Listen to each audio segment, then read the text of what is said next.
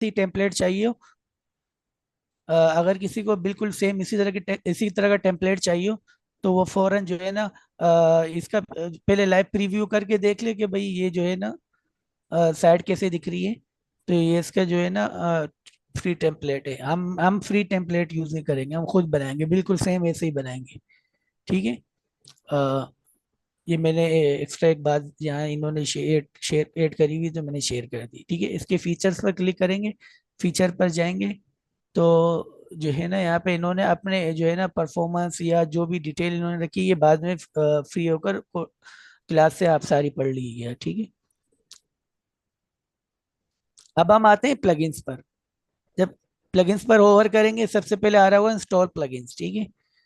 तो पहले ये बता दूं कि प्लगइन्स हम यूज क्यों करते हैं। थीम का तो मैं हमने बता दिया कि थीम हम क्यों यूज करते हैं। थीम के बगैर कुछ भी नहीं हो सकता। जब साइट का लेआउट जो H T M L C S S JavaScript जो फ्रंट एंड बनता है ना, वो थीम ही बना के देती है। ठीक है। फिर हम उसके डिजाइन को ओवरराइड करके अपना बनाते हैं। अब बाय डिफॉल्ट यहाँ पे दो दो दो प्लगइन इंस्टॉल हुए हैं, हम इसे डिलीट कर देता हूँ। ये दोनों डिलीट कर दिए। ठीक है। अब बात यह है कि भाई प्लगइन्स तो हम इंस्टॉल कर देंगे, लेकिन प्लगइन्स की जरूरत क्यों पड़ती है।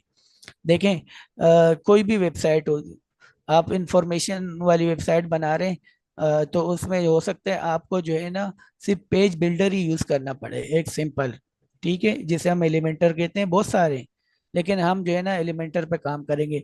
आप सर्च करेंगे वर्डप्रेस पेज बिल्डर्स।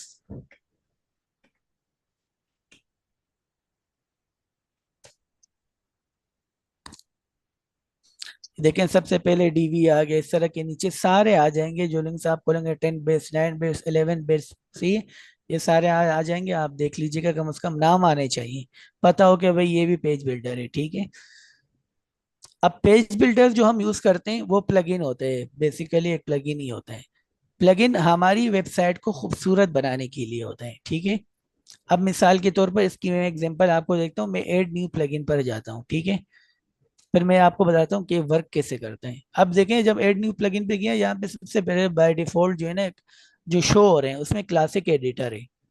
ठीक है। मैं इसे इंस्टॉल नाउ पर क्लिक करके इंस्टॉल करता हूँ।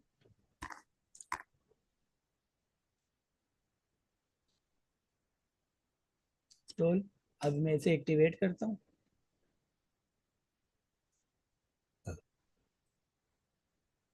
एक्टिवेट हो गया। यहाँ से आपने दोबारा डीएक्टिवेट करना, और डीएक्टिवेट कर दें फिर डिलीट कर दें। ठीक है। अब मैं जाता हूँ ऑल पेजेस पर। पेजेस के अंदर ऑप्शन है ऑल पेजेस।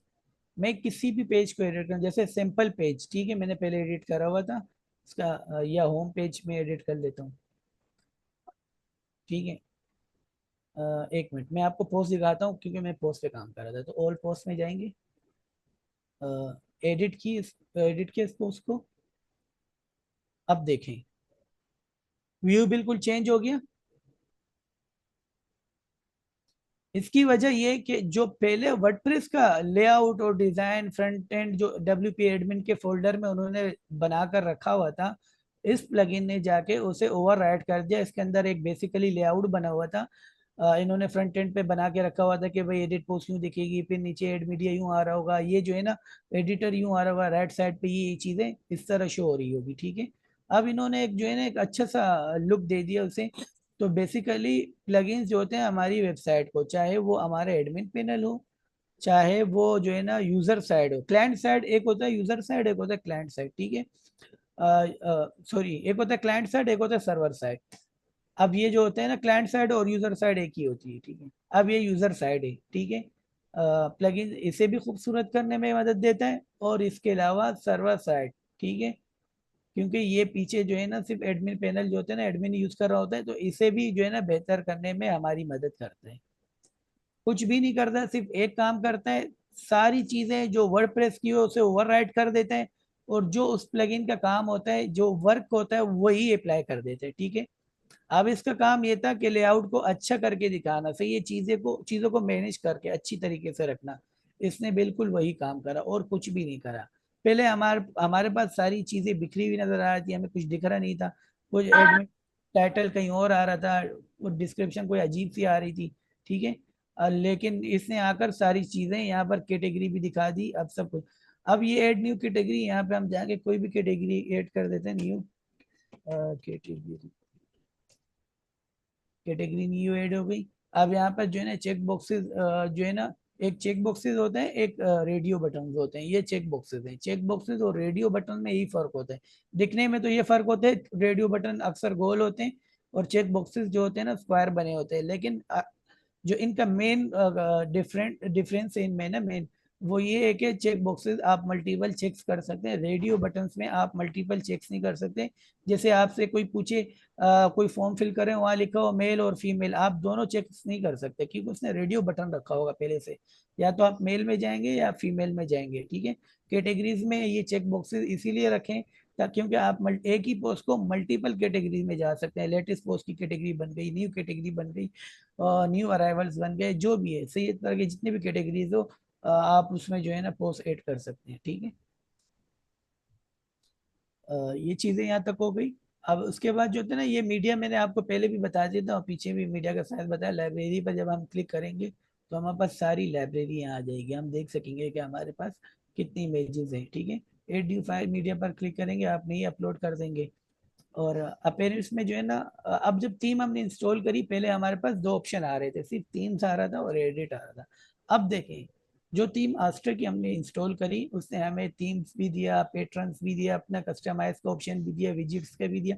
सबसे पहले हम जाएंगे मेन्यूज में, जो कि बहुत ही इम्पोर्टेंट जो है ना एक वो टॉपिक है, ठीक है। आप कोई भी वेबसाइट खोलें, जैसे आस्टर की वेबसाइट मैंने यहाँ खोली हुई थी, ऊपर जाता हूँ आस्ट्रा की वेबसाइट पर। ये आस्ट्रा की वेबसाइट है, मैंने आपको बताया था कि हेडर क्या, टॉप बार क्या होता है और हेडर क्या होता है, ठीक है। टॉप बार जो होते हैं ना वो यही होते हैं, हेडर भी यही होता है, लेकिन हेडर में टॉप बार जो होता है, जो हेडर का टॉप होता है, सही है, सबसे पहले ये टॉप बार आ रहा है, ये पूरा हेडर है, ये इसका टॉप बार है, वेबसाइट का टॉप बार ये पूरा हेडर है, ठीक है। अब यहाँ पे ये मेन्यूज आ रहे हैं, सारे पेजेस बने, किसी पे हम क्लिक करके कहीं पे भी जा सकते हैं, प्रो पे क्लिक किया, फीचर पर क्लिक किया, ठीक है। एक चीज और मैंने आपको पीछे पढ़ाई थी कि डॉट पीएचपी हमें एक्सटेंशन छुपाना होगा, देखें इन्होंने भी पीएचपी पे ही बनाई है, लेकिन ये छुपा के रखा हुआ, किसी को पता नहीं है भाई ये इसका बैकएंड किस चीज पे बना हुआ है, ठीक है। अब मैं आपको अपनी वेबसाइट पे ले जाता हूँ, ठीक है। हमने यहाँ मेन्यू बनाना है सेम, जो मैं सबसे पहले मेन्यू का नाम हम यहाँ रख देंगे प्राइमरी, मैं प्राइमरी रख देता हूँ, आप कुछ भी रख देना फिर, ठीक है। प्राइमरी किया, क्रिएट मेन्यू पे क्लिक किया, ठीक है। ये automatically add new top level pages to this menu, primary में सेकेंडरी मेन्यू, इससे अभी हमारा कोई भी काम नहीं है, ठीक है। ये हमने ऐड कर दिया। अब हम जाएंगे इसे, एक मिनट, सेव मेन्यू पर क्लिक किया, इस पर ये दो पेजेस है, ये मैं ऐड कर देता हूँ, ठीक है। लेफ्ट साइड में शो हो रहे हैं, व्यू ऑल पर क्लिक करें सारे आ जाएंगे, मोस्ट रिसेंट में दो आ रहे हैं, वैसे यही हमारे पास दो, ठीक है। मैंने ऐड टू मेन्यू कर दिया, इसे मैंने सेव कर दिया। अब मैं आपको एक बात बताऊं, एक क्वेश्चन है, फौरन से जो है ना सब मुझे आंसर कर दें। जब मैं अपनी वेबसाइट खोलूंगा तो क्या ये मेन्यू मुझे दिख रहे होंगे सामने? जब मैं अपनी वेबसाइट खोलूंगा क्या नहीं। मुझे ये मेन्यू दिख रहे होंगे? जल्दी से नहीं बता। नहीं नहीं, क्यों नहीं? वजह? सर की सेव नहीं सर। सेव कर दिया मैंने, चलो मैं सेव कर देता हूँ, ये ले सेव कर दिया मैंने। अब दिखेंगे?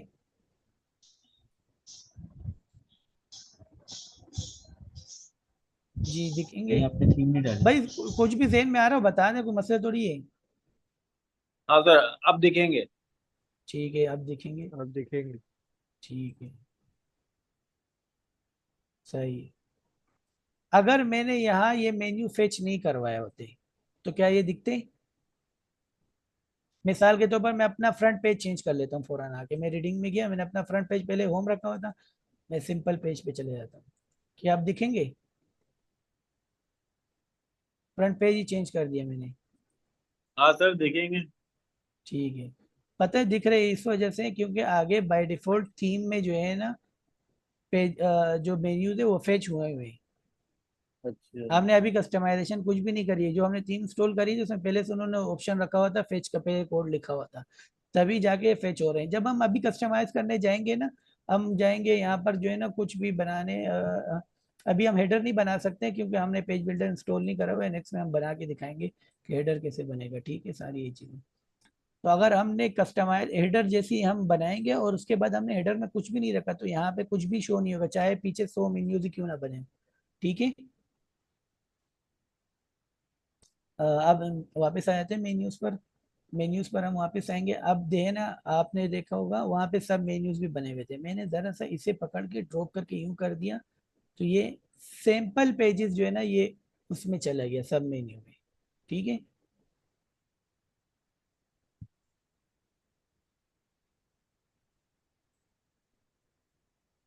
ठीक है, यहाँ दिख रहा नहीं जब हम एक मिनट, जरा टाइम ले रही है। खैर, जब मैंने सैंपल पेजेस को थोड़ा सा फेच करके आगे कर दिया, ठीक है, तो ये सैंपल पेजेस में चला गया। अब मैं यहाँ पर एक और पेज बनाता हूँ जल्दी से। एड न्यू पेजेस पर गया,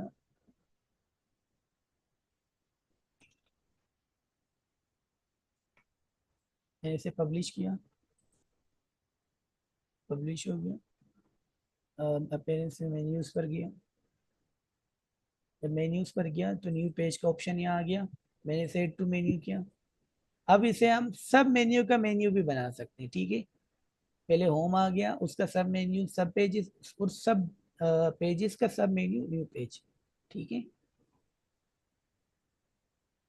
तो यहाँ पे हम अपना लेसन ऐड करते हैं। आप किसी का कोई क्वेश्चन है अभी फिलहाल के लिए? सर मेरा एक प्रीवियस क्वेश्चन था, उस वक्त मेरा कनेक्शन लॉस्ट हो गया था, मैंने आपका सारा लेक्चर सुन तो लिया है। सर सही मेरा है। पासवर्ड रिसीव नहीं हुआ सर अभी तक। अच्छा, पासवर्ड मैं आपको फोन करके देता हूँ, सर मैं एक मिनट वहां तक आप। पहुंच गया हूँ। एडिट के बाद जो है आप कह रहे थे वहां पे बहुत डिफरेंट चीजें लिखी हुई होंगी, $P $B WY इस तरीके से लिखा हुआ है सर। अब वहां पे जाके हाँ, क्या करूँ? अब वहाँ पे जाके अपना पासवर्ड डाल दें पहले। इसको अब हटा दूँ?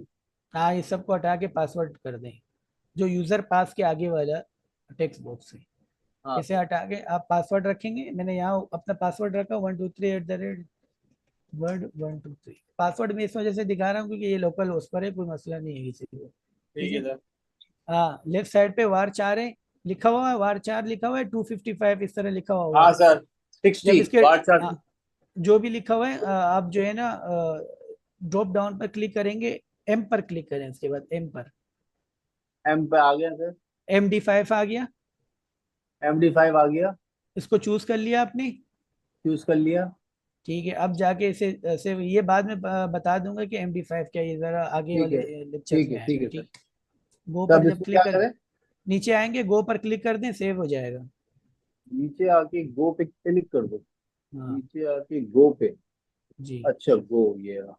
अब आप दोबारा लॉगिन करें। ठीक है सर, मैं 1 मिनट सर।